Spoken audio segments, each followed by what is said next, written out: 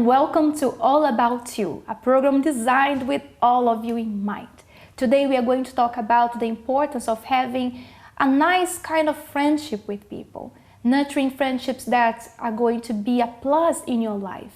I know that many people, because of past disappointments, they have even given up on having a new friend, on investing on a new friendship, so they prefer even to be alone.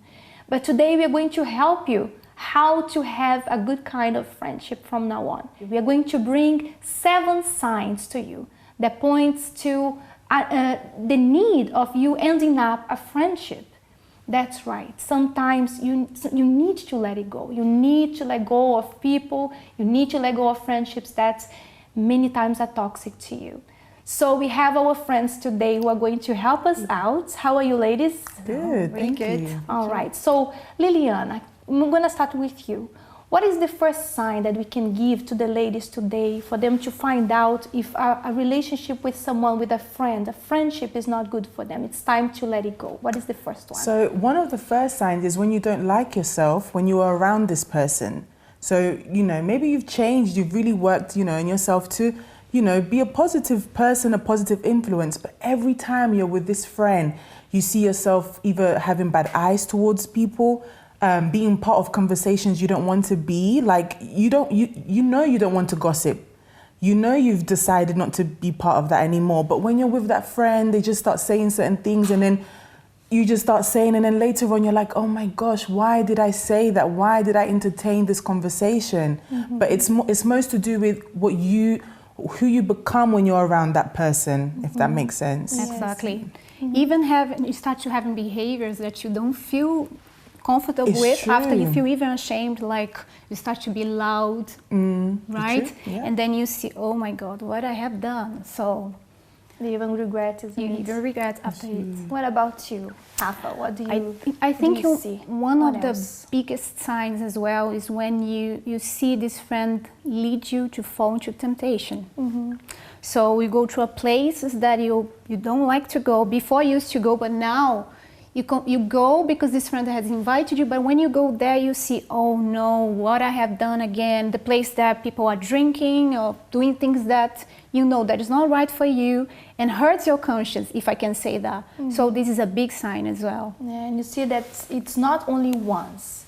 It becomes a pattern, isn't it? Mm-hmm. They go, okay, once, okay, you said you're going to take me to dinner and we are here. And then again. So it's like a cycle. You know that every time you are around this person, what happens?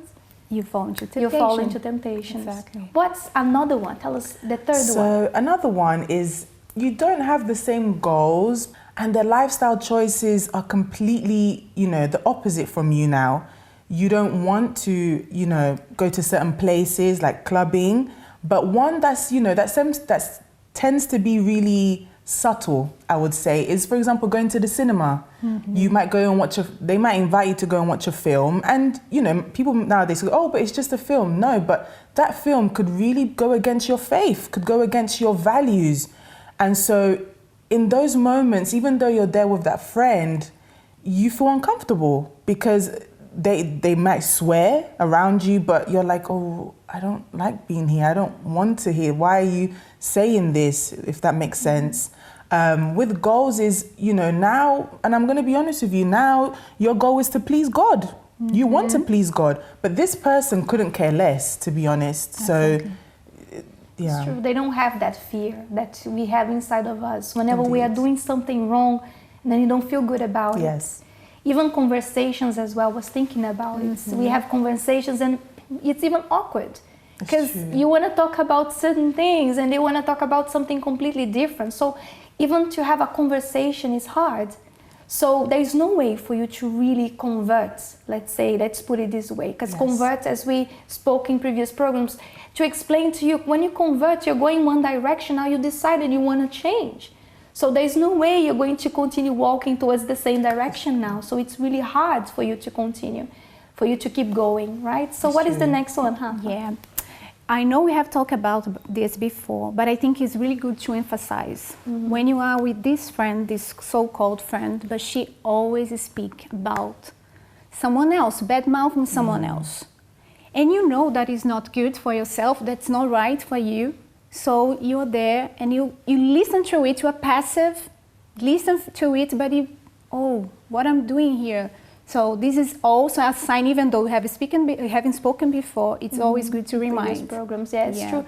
Because if this person is talking about someone else to you, who can guarantee that she's not going to talk about you to someone else? Yes. This is something to think about. You never know. Good point. You know so and so. Who knows?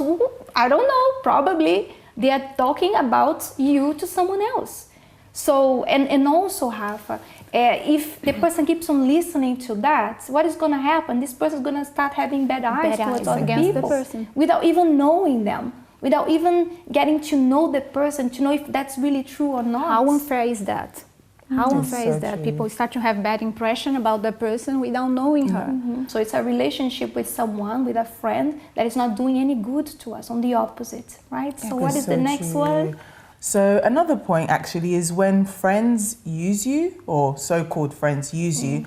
And I say this, for example, when, I don't know, your friend found out you got so-called friend, I always have to say this, you got a pay rise, and then all of a sudden, they're calling you, messaging you, and you're like, oh, I haven't seen you for a year or two, and now you want to be my friend?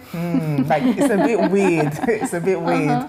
But then there's also a type of friend that uses you, but I say more emotionally, where, again, I will say this because it may sound weird, but it's kind of like you're the toilet, because they always kind of, what's the word? They use you, like they always pour out their misery, their sadness all the time. Like they don't speak to no one else, or they don't even speak to someone that can actually give them points to help them. Not saying that you can't help them, but they constantly go to you. So you maybe, you're trying to change, you're making positive lifestyle changes now, and then this person always comes to put you down and just drain you, They're kind of being selfish in a way, if I could say. Yes, because a friendship, there is only one way. Yeah. There's no way for a friendship to be only one way.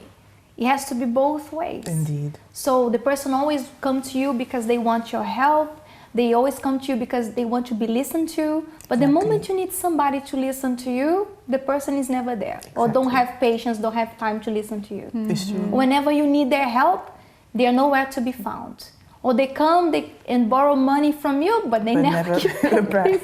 They run away, they disappear. And what happened to friendships like that is that these end up hurting you. Indeed. Many people end up with grudges. And this is one of the reasons why many people have a hard time to have friends, to trust people again, because of past, hurts of, things, situations that they went through because of that. That's true. So what is the other point? I was thinking this point, it's a good point as well, when you have a friend, but how can you call this person a friend? She always put you down with negative words. You try to share with her your accomplishments, your dreams, plans, things you are dreaming of, but then she comes, but that's not so easy. Oh, how can you make that? The doubts. So that's a big point, but I don't think even you could call this person as a friend, because she could be there sharing for you, and then, but you have someone like this. I was going to say, even if she doesn't understand, that plan or goal, she can be supportive. Yeah. But indeed, this type of friend is just, it's too hard. I don't think you should do it. You're wasting your time. Throwing your dreams away. But then when it's maybe her dreams, you have to be there. Which is a kind of selfishness as well, which links with what she just spoke. Right? Because what she spoke about before. Indeed. Yes, because a real friend is not jealous, is not is happy. A real friend is happy with your accomplishments. Indeed. They are happy with your happiness. They don't start throwing buckets of cold water on you because no, you accomplished this, but are you really sure? I don't think you should go for it. So it's like they are jealous, they are envious of what you have, what you're accomplishing. They are not happy for you. Instead, they become sad or annoyed or start, saying things they shouldn't say. This completely shows that this person is not a real friend to you. So we have to really analyze this kind of friendship and see if this is really the time to let this friendship go. So I think now is the last one, The right? Last but not least, Lily.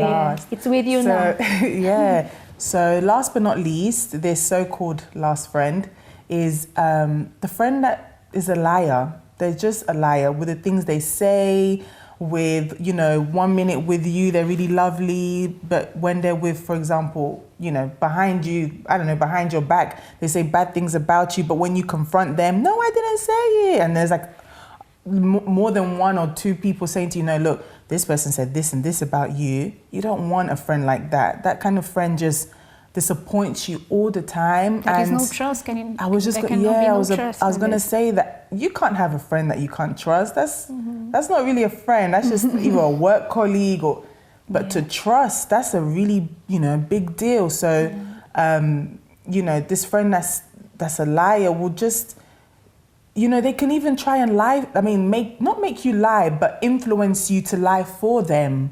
Like to cover up their cover lies. up. And I was going to say something simple, but when you're young and your friend forgot to do their homework, and then they'll just, and then the day before they were with you, they were not sick, but then they'll go to the professor in uni or college or something. Oh, I was sick. No. And you're like, no, you weren't. You were with me yesterday, Or playing. Isn't it so and so? Yeah, I was sick. I was right? So and so. Exactly. So even if you don't see them lying to yourself, then you don't know that. But if you see them lying to someone else, and you see it, or as you were mentioning about them wanting you to cover up for their lies, so who can guarantee they are not lying to you? How can you trust them, as you said? How can you trust a person like this? So it's also part of a toxic friendship. And why are we saying this? We don't mean to be mean to anybody. We don't want you to be rude to anyone. And we don't want you to be like an island, alone, right? No, we want it to be, of course, having good relationship with people around you. But that doesn't mean these people are going to be your close friends.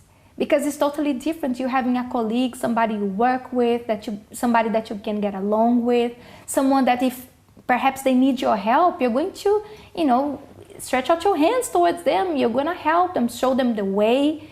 But that doesn't mean you're going to open up to them about your life, that you're going to be hanging out with them, going the same places that, they go to. Perhaps this person was a close friend to you, but now that you made a decision, you made up your mind to be a person who is different. You have different goals now. And this relationship, this friendship is not helping you. So it's time for you to really make a decision to let it go. It is hard, but it's part of your new life. It requires sacrifice. You have to analyze what kind of friendships are not doing you any good. And instead of letting you go, forward in your life, they are holding you back. And every time when you're around these people, as we spoke about here today, you feel bad about yourself. You can't grow. You can't move forward. So it's really time for you to let it go. And now, what are you going to do? You're going to be alone. You're going to be a loner. I have no friends now. On the opposite, you can, as we spoke in the beginning of the program, have nice friendships. You can have a friend. You can be a friend to other people. And how can you accomplish that? How can you, after letting go of all these friendships that are not good for you, how can you invest on the right kind of friendship for you? Well, this is a topic for next week, actually. We're going to talk about it on the next episode of All About You. So this is our message for today. I think we spoke more than enough for you to reflect, and we thank you for being here with us. But if you have any questions or any doubts concerning what we spoke about today, you can submit your questions to godlywooduk@uckg.org. Thank you so much for being with us. You have a wonderful day, afternoon, evening, and we see you here next week with next topic, still talking about friendships. Bye-bye, ladies. Take care. See you.